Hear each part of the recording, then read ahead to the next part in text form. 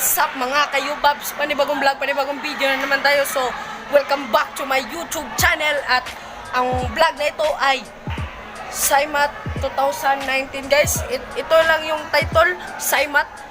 Hindi talaga ako magbablog ngayon guys.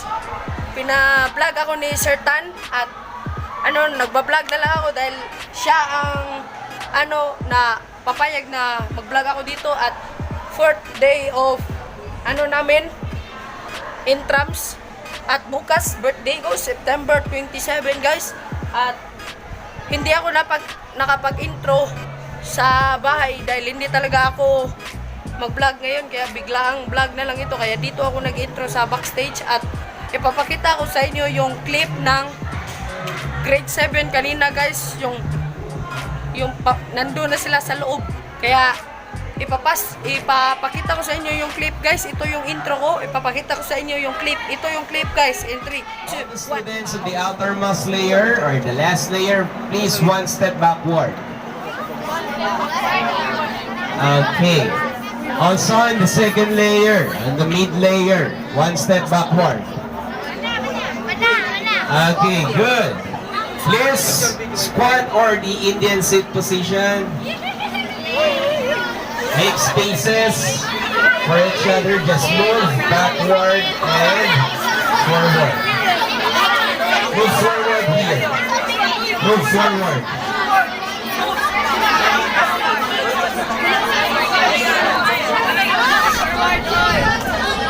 Please, students, don't lean back to the side of the room.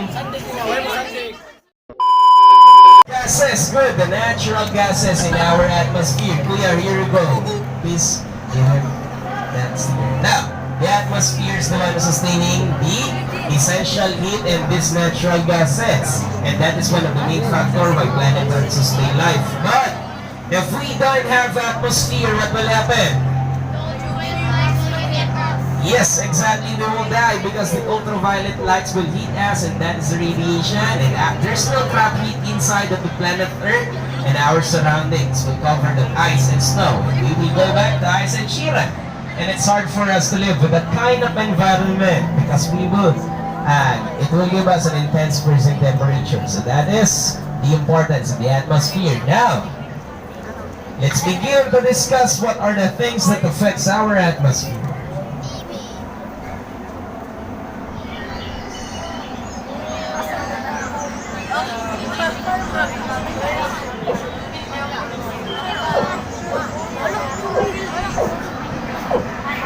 Now, in our front, that is the representation of industrialization and increasing of our industries, our factories, buildings, and also vehicles are growing up by numbers. And all of that are emitting these gaseous elements, and we call that as the man-made greenhouse gases. And it's rising up towards our atmosphere.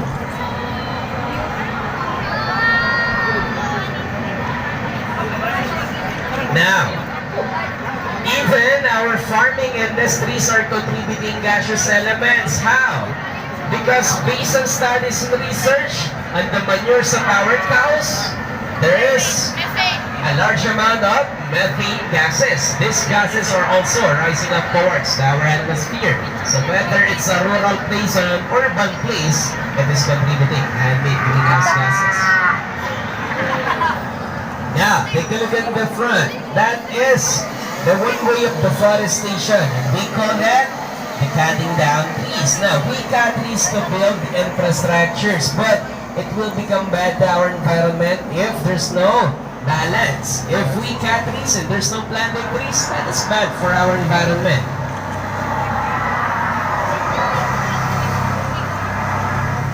Another way of deforestation. Here in the Philippines, we call that as the kaingin system. But in the other country, they call it forest fire, burning up trees.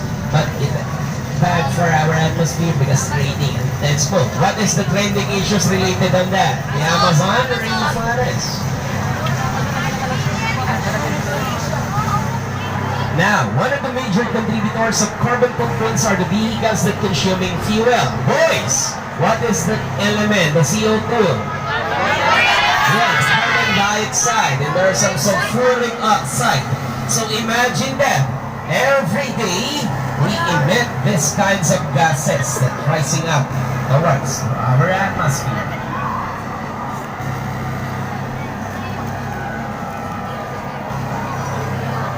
Now let's visit the North Pole.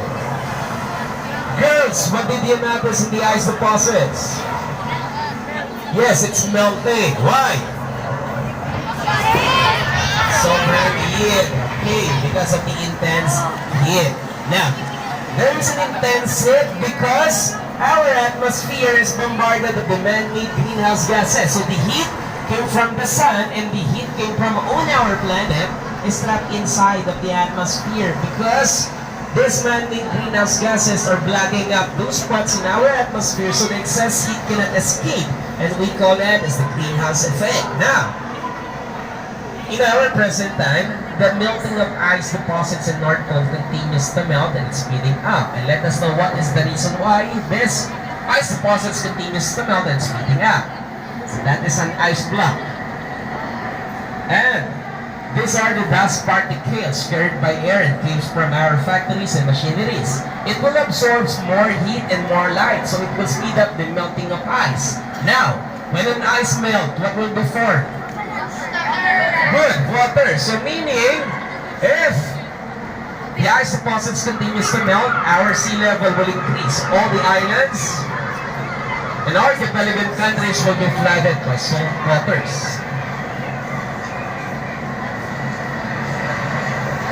So just like the Philippines will be flooded if the ice deposits continues to melt.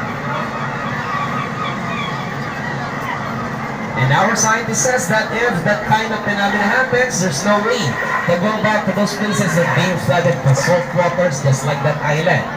So even our islands here in the Philippines will be like that.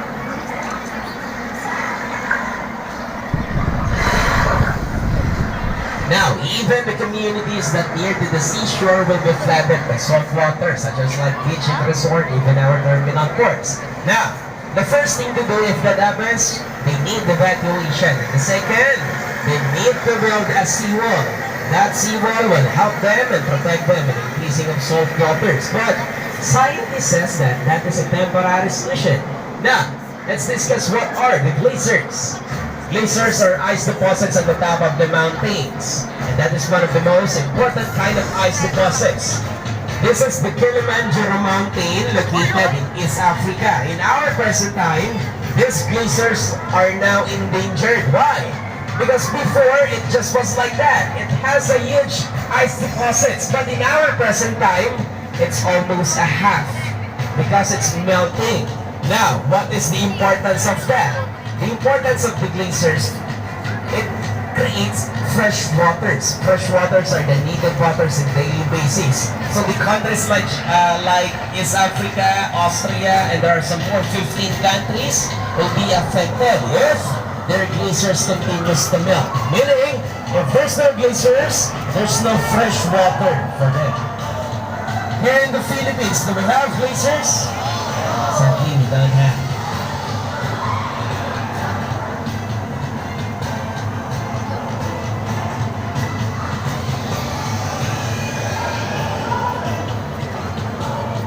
Now, if the intensity continues, even our rivers, lakes, and ponds are affected by the intense heat, and it will give us drought.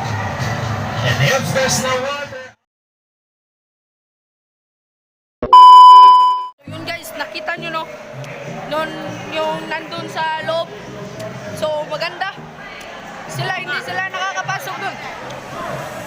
Kaya so, mamaya lang, imumuntad ko sa inyo yung mga magandang ano dito, yung Scimath ba ngayon? Oo. Scimath to ngayon, kaya to, mumuntad ko sa inyo guys.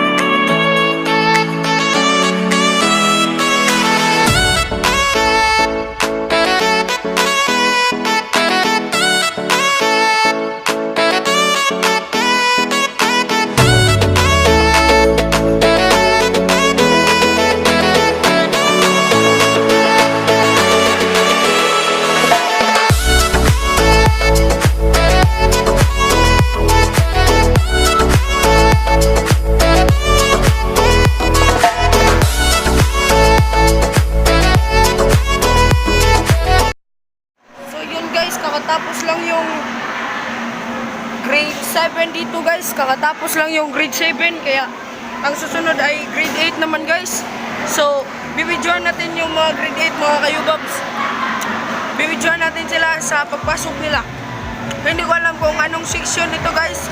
Basta grade 8 ito. Parehas kong grade guys. Kaya bibidyoan natin sila sa pagpasok. At nakita nyo naman na sa magandang montage natin guys. Yun. At grade 8 naman ang susunod. Yan, nandyan sa likod. Kaya bibidyoan natin sila sa pagpasok nila guys. And 3, 2, 1, let's go! A few inches later.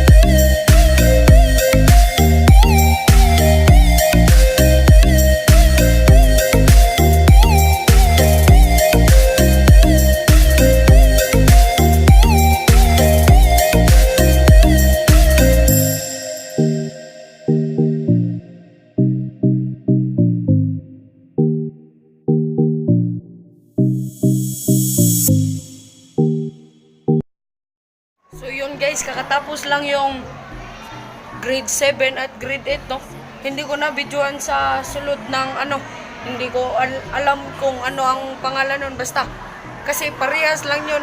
Kung nakita nyo yung una yung grade 7 lahat, yun lang, magkaparehas lang. At aming section hindi ko na videoan lahat nung pumasok ako doon.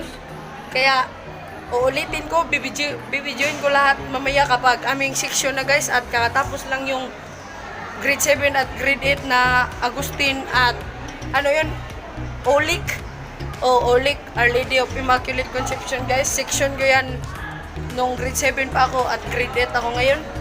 So kakatapos lang nila at sunod nila ay hindi pa kami. Ang sunod ay grade 8 din, dalawang grade 8, Nicolas at Monica ata guys. Sila ang susunod na papasok doon at sunod kami. So mamaya na lang siguro guys kapag mamaya lang ulit kapag kami na yung papasok doon at tapusin talaga natin yung ano doon, Scimath, discussion ng scientist doon. So mamaya lang ulit guys kapag kami na at nandito ako ngayon sa likod ng backstage. So mamaya lang guys kapag kami na in 3, 2, 1, let's. Meanwhile, Kami na yung papasok dun guys. Ano masasabi mo na papasok na tayo dun? Oh, kami na nga. Papasok na tayo dun. Ipod. Kami yung Tamas at kasama namin yung Saint ano? Nicolas. Rita. Saint Rita. Nasa'y So, nakuyog Nicolas. Nasa'y nakuyog Nicolas. Ang tagal namin nang hintay guys. tagal namin naghintay dito sa labas at yan. Madami kami nandyan sa likod. Sunod kami dyan. Yan. Kami ang papasok dyan. Kaya, ano, update na lang po kayo kapag nandun na kami sa loob. Ano masasabi mo? So, shout out nyo. Shoutout po sa kumama, nanak ko sa'yo, nanak ko sa ABS-CBN. Shout out GMA. Out. Artista namin. Shout out yo. Ma, artista na inyo anak.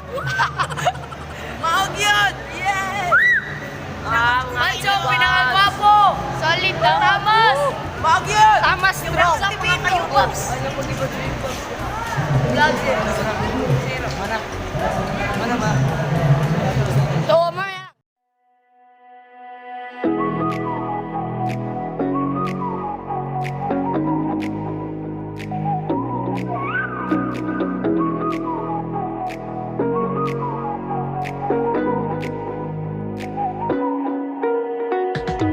You're the night sky trying to make me see your stars, but the dark gets so lonely. Now I see violet, I can feel silence. In the dark's all that I see. When your stars have burnt out and your heart makes no sound, I'll find violet in your eyes. You'll always be my night sky.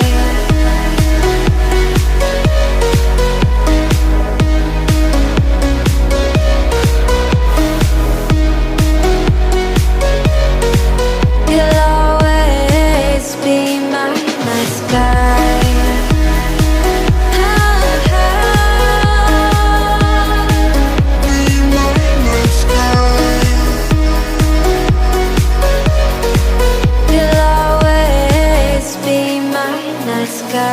You're the night sky hiding behind dark gray clouds. I can't figure you out now. I see you're blue. There is so much cold in you, and the silence is so loud when you go. I just stay dancing with my. Listen up, all the students on the first layer, one step forward. Okay. On the second layer, find yourself on the middle, please. Find yourself in the middle. Okay, in the last layer, stay there, okay? And sit down, in that sit position, move backward to make spaces, okay? Sit down now, students. And don't block the aircon hose, please. Don't lean back also in the side of the boat. Don't lean back and don't block the aircon hose. Okay? So good afternoon, students. My name is Sir. Good morning, rather. Good morning, students. My name is Sir Marvin from Scimath Entertainment. I will be your teacher inside of this dome, and we will have study about the climate change. Are you familiar with the climate change? Of course, you are earthlings and we can feel it right now, right? Because it's hot. I'm so sorry for the hot temperature because the electricity distribution are not equal, so the air cons are not that powerful, okay? So the air conditioning is not that good. But we are here to study about the climate change. Anyone who knows what is climate change? Ella, who is Miss Ella? Miss Ella, what is climate change for you? Just your insights or thoughts about the climate change. Whatever your language, just say it. What is climate change?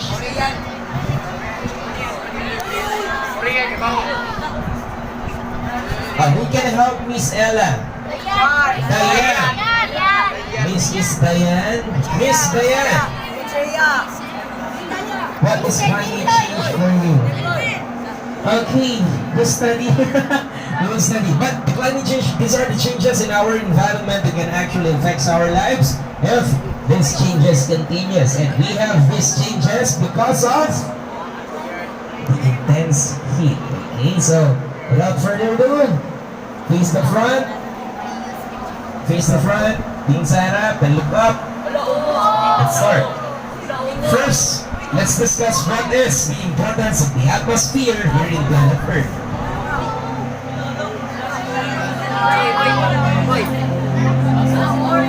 On our right side, that yellow is the sun. And these three colors are the representation of sun rays. The sun rays will hit first the atmosphere here in planet Earth. So what will happen? The atmosphere traps the essential heat that we need.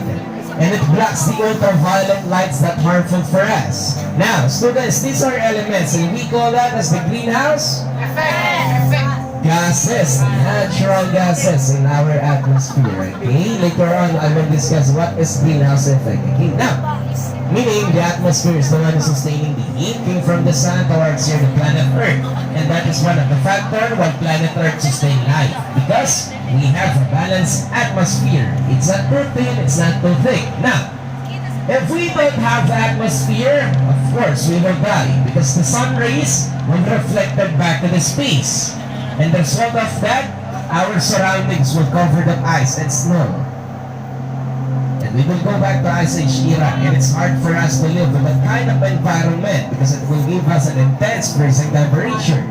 And we will expose the high kind of radiation. So that is the importance of the atmosphere. Now, let's discuss what are the things that affects our atmosphere.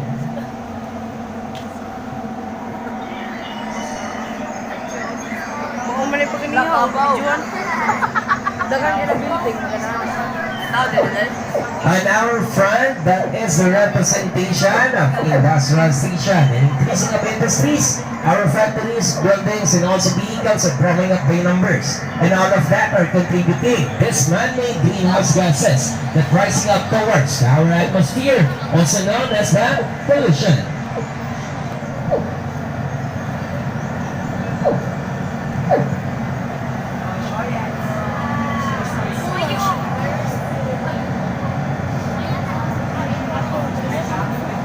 Also, our farming industries are contributing man-made greenhouse gases. How, Sir Marvin? Based on studies and research, a large amount of methane gases were found on the manures or on the poops of our cows. So whether it's a rural place or an urban place, it is contributing gaseous elements. Am I right, Cow? Am I right? Thank you. Now, one way of deforestation is cutting down trees. That is bad if we have imbalances in planting trees and cutting down trees. But we cut trees to build infrastructures like roads and buildings for the development of our industries.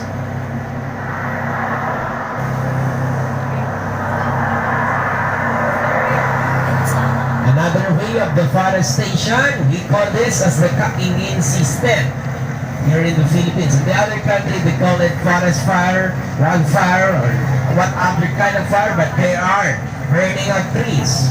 What is the most trending issues right now related on that? Yes, the Amazon rainforest. Ano yun? Sinunog o nasunog? That's an investigation. Okay, now, one of the most contributors of carbon footprints are the vehicles that consuming fuel.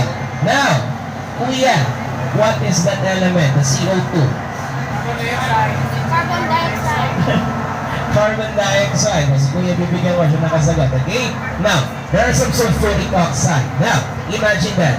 If this gases are rising up every day, so imagine that how huge amount of man-made greenhouse gases are at this time. Now, we are here in North Pole. As you can notice, the ice deposits is melting because of the intense heat. Why there is an intense heat in the polar cells, Sir Marvin? Because our atmosphere is bombarded with the man-made greenhouse gases. So the heat came from the sun, and the heat came from on our planet is trapped inside the planet Earth. Because these man-made greenhouse gases are blocking up the spots in our atmosphere, so the excess heat cannot escape. So this ice region is affected. And in our present time, it is now current our concern because the melting of ice is now speeding up. So let us know what is the reason why this ice deposits continues to melt and speeding up. So let's have a closer look at the ice block. And these are the dust particles carried by air. It came from our factories and machineries. It will absorb more heat and more light. So it will speed up the melting of ice. Now, when an ice melts, what will be formed? Water. Exactly, water. So meaning if our ice deposits continues to melt, our sea level will increase. So all the islands and archipelagan countries like the Philippines will be flooded by salt waters. No, tsunami only exists if there's an earthquake, okay?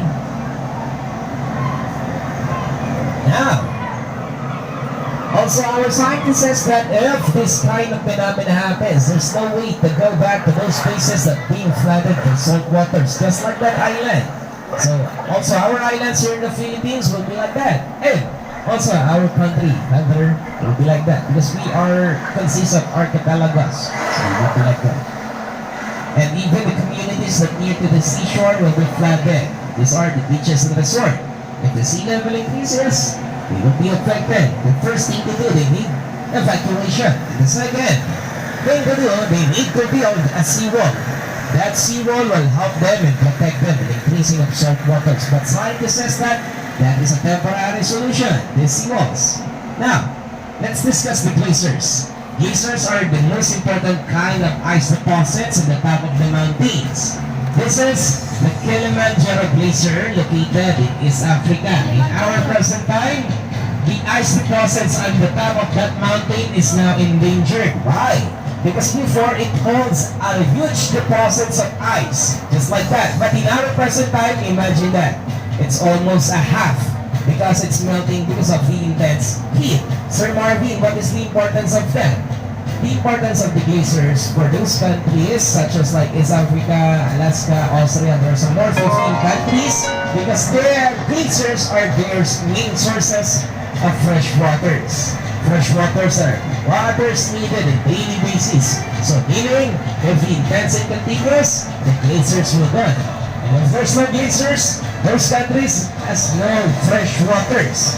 So if that happens, those countries will have a hard time to look for another sources of fresh waters.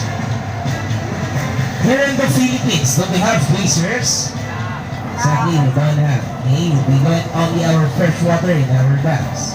Now, if the intensity continues, even our rivers, lakes, and ponds are affected at the intense heat. And obviously, it will give us drought. And obviously, if there's no water, what will happen to our trees? We will die. If there's no trees, what will happen to us? No oxygen, no fresh air, we will die. And these are the mangrove trees. Mangrove trees are one of the most important kind of tree. Again, because it helps the nearest community on that if there is a storm surge. Because a large amount of waves will impact first in the mangrove trees. So it can minimize the possible damage upon the storm surge. But if the intensity continues, the mangrove trees will die and there are chances of a massive destruction upon the storm surge. And we call this as the acid rain. Rain that contains a harmful element. Scientists says that the main acid or compound that we will found on the acid rain is the sulfuric acid, that H2SO4. Scientists says that if the acidity level of that rain or our rain become more stronger, it can destroy agricultural industries and it will give us skin diseases. And those mountains that don't have trees and a heavy rain, there are chances to have landslide and flash floods.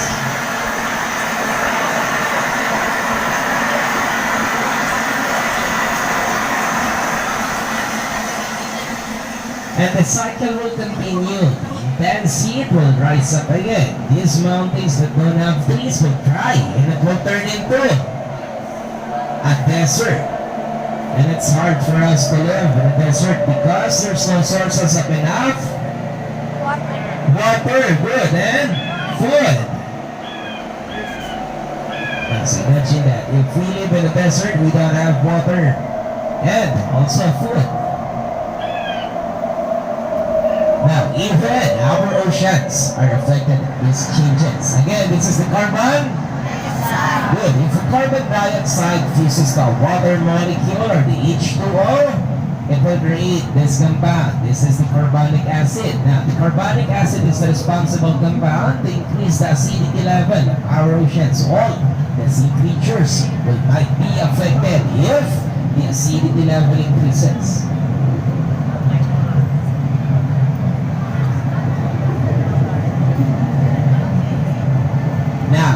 sign to know that acidity level is increasing if the phenomenon of coral bleaching happens. Meaning, our coral dies because of increasing of acidity level. Now, again, the intensity will rise up. Water molecules from oceans will evaporate. If these water molecules evaporate and condensate, it will form clouds first. If there's a numerous of clouds and there is a process of precipitation, there are chances to form rain and thunderstorm. If there's two opposite waves interchanging, there are possibility to form typhoon. And typhoon is one of the problem here in the Philippines because we all know what a typhoon can do to us. For example, do you remember the Super Typhoon Yolanda? Yes. It's like that. Millions of infrastructures been destroyed and thousands of lives been vanished. And our scientist says that in a few more years, we will experience much more stronger typhoons than Yolanda that can actually affect our lives. And all of the changes I've seen a while ago, it is currently happening in our present time. And we call that under the quotation of a global warming, meaning too much heat inside of the planet Earth. So there are imbalances in our surroundings and those changes appears.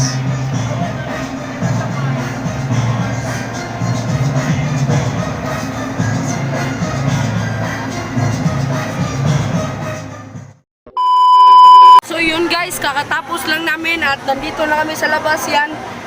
At yun, sobrang dito guys. Sobrang maganda yung discussion. Ang discuss namin about climate change guys. So dito na rin tatapusin tong vlog na ito kasi yung gig ko guys na na madami na yung video kaya dito na rin tatapusin tong video na to. So masaya guys. So don't forget to like, comment, share and hit the bell button para update sa latest video guys and subscribe.